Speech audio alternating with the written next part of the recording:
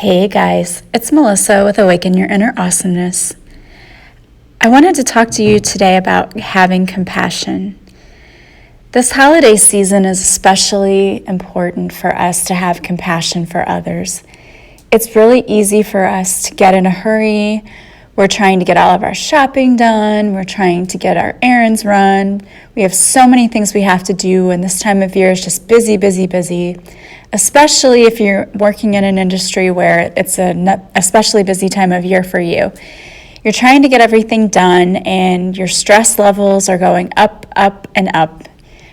We have a lot of things we have to do with our families around this time, and being around your family in general can also cause you more stress, let's face it. So as you're experiencing your stress levels increasing, your blood pressure increasing, you might also be experiencing shortness of temper with people. And this could be with your family members. You might be a little bit more crabby when you're at home with your family members, and maybe your spouse or your children are feeling it, or even your pets. Or it could be that when you're out at the store, you're a little short with the cashier or the clerks if things aren't going exactly the way that you thought that they should go, or they're not working as quickly as you thought they should because you're in a hurry and you have things to do.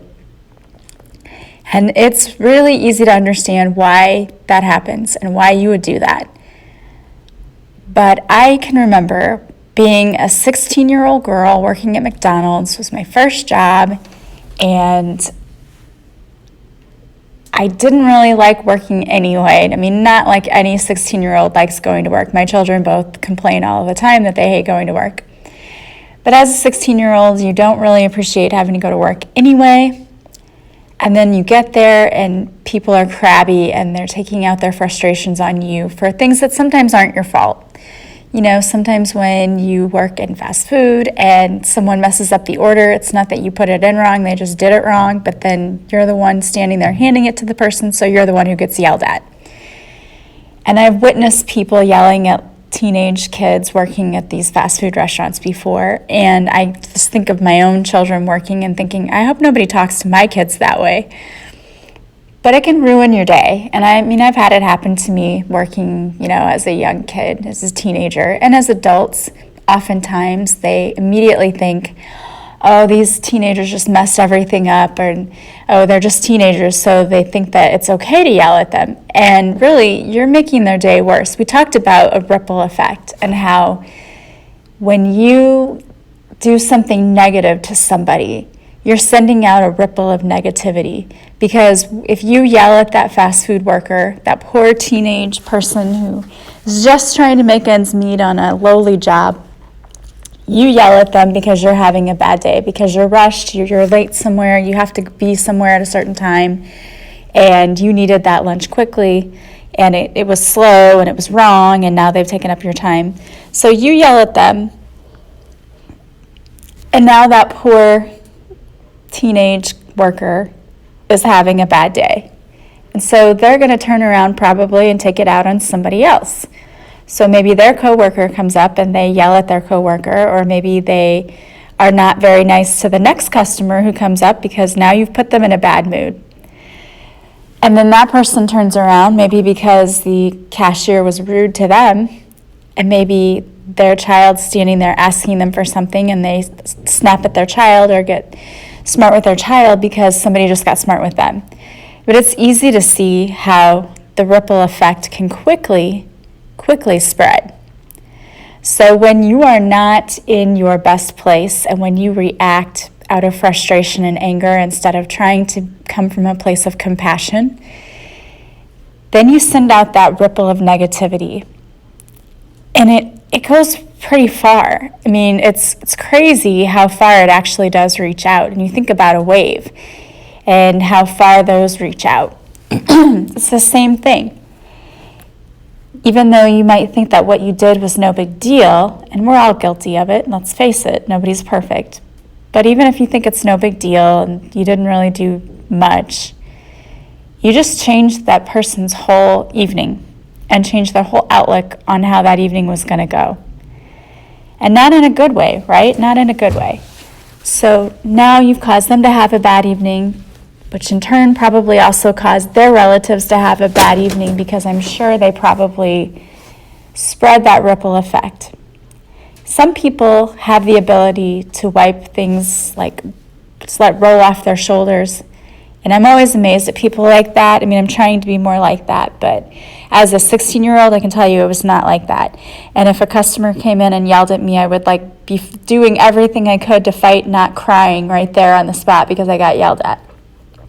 So it definitely would have created a ripple of negativity for me because I would have been upset, and then I would have taken that out on whoever came in contact with me next, which was probably my poor mother. You know, as a 16-year-old, I'm sure I probably gave her attitude then because I had had a bad night. So you can see how your actions affect others. Especially this time of year, it's important to have compassion. Put yourself in someone else's shoes.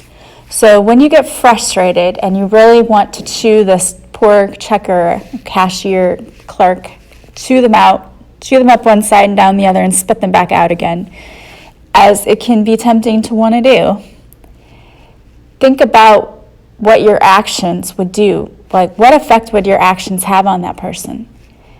Because maybe this cashier, maybe she did ring things up wrong.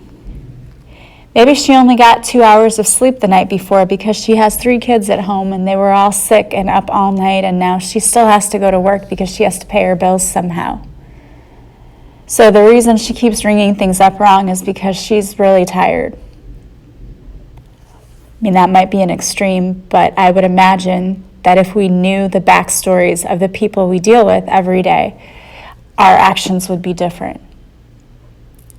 And I think about that with my students. As a first-year teacher, a second-year teacher, there were times when I should have shown more compassion for my students than I did.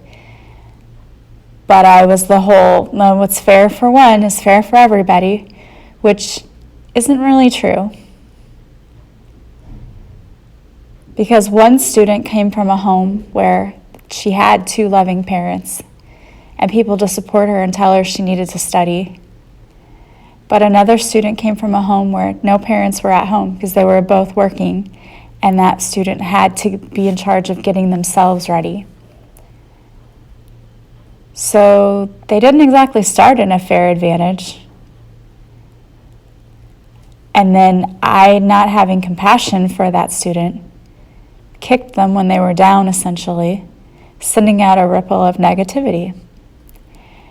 And I can tell you that I didn't do it purposefully. Like, I didn't, as a first-year teacher, understand the ramifications of my actions. You know, you don't get the backstory of every student when you teach high school. You know, when they're in grade school, usually you have a little bit more information about the parents and what's going on in the home life. At the high school level, we rarely get that. We get it if the students want to share, or if something happens and someone else has to share. Otherwise, we don't have any idea what's going on at home.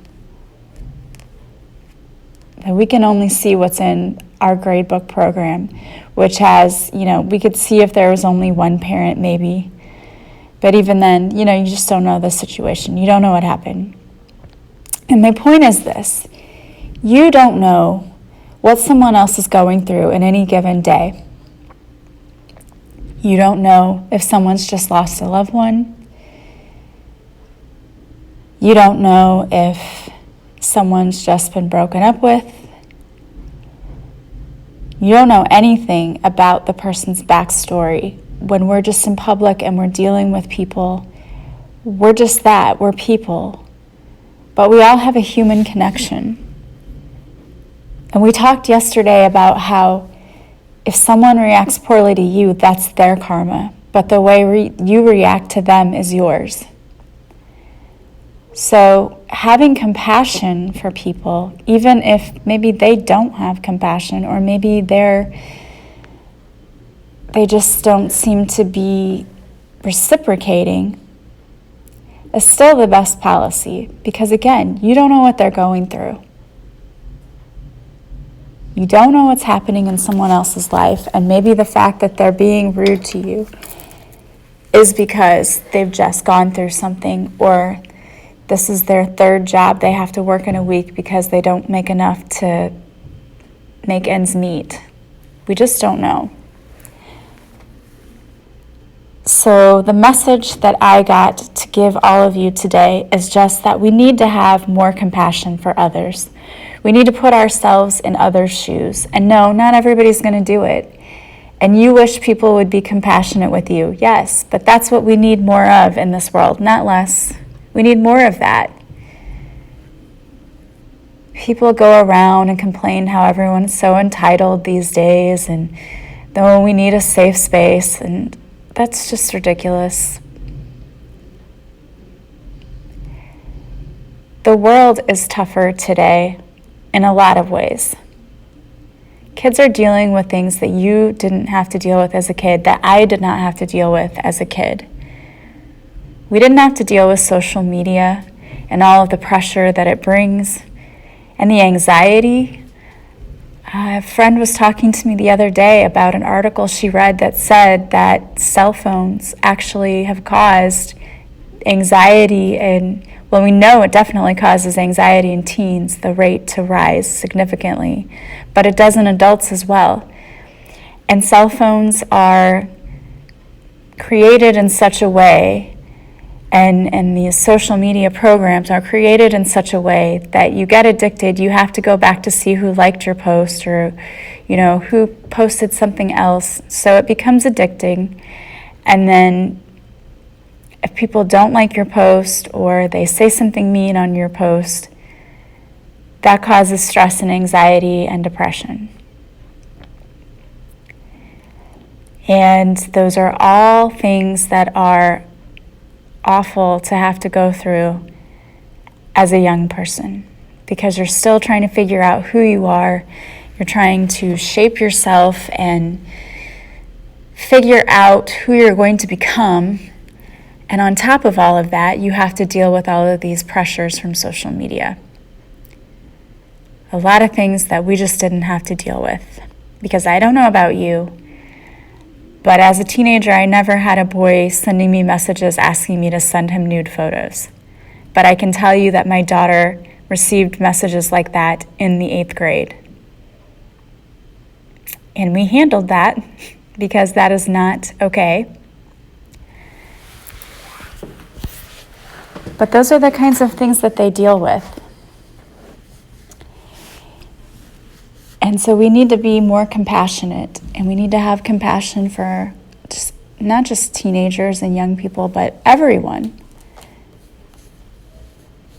Especially this holiday season, because holidays, though they're supposed to be fun and celebrations and times of gathering with family, if you're grieving a loved one, or if you have family issues and you're not close to family, or you don't have family around, this can be a very sad time of year. So while you may be rushing to go buy all of the things you need to make your celebration wonderful and stressing out about it, that cashier who is waiting on you as you're yelling because you need to get through things quickly may be sad because they don't have anyone to celebrate with this year.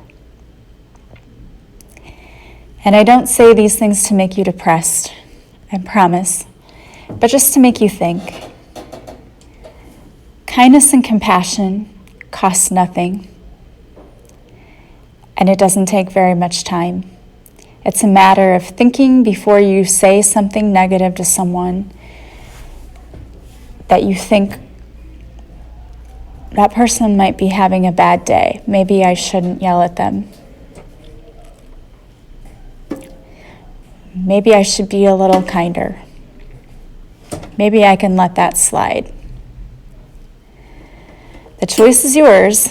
Every day you have a choice. You can choose to be compassionate, be kind, be understanding, or you can choose to be selfish and only be concerned about what your needs are and that your needs are met. I know what I think I would prefer. And I know what my teenage self would have preferred working with the public, that some people would have been a little nicer. So as you go about your preparations for the holiday season, keep that in mind. Just keep that in mind to be compassionate. And if you see things you can do, little things for people like holding open doors or buying someone's coffee, that doesn't really cost that much. Unless, if you're at Starbucks, it might cost a lot. But, if you're in a coffee shop and someone orders a cup of coffee, maybe just pay it forward. Well, I hope that you found this useful. And if you like my podcast, please like it, comment, share it with other people. It helps others find me, and I truly, truly appreciate that. And I just got an email the other day that my podcast is doing really well in Ireland. So if you're listening and you're from Ireland, thank you so much. That's so awesome. I'm amazed at how many different countries there are people who listen. So thank you for that. I'm humbled and honored that you listen to my show. And if you're interested in Reiki, check out my website. You can also check out my website if you're interested in my program, A Purposeful Pilgrimage. It is 22 days to change your entire life, rewrite your story, change your thought patterns, get rid of those limiting beliefs that no longer serve you. So check that out as well. I hope you guys have a wonderful day. I am sending you so much love and light, and I will talk to you again soon. Bye-bye.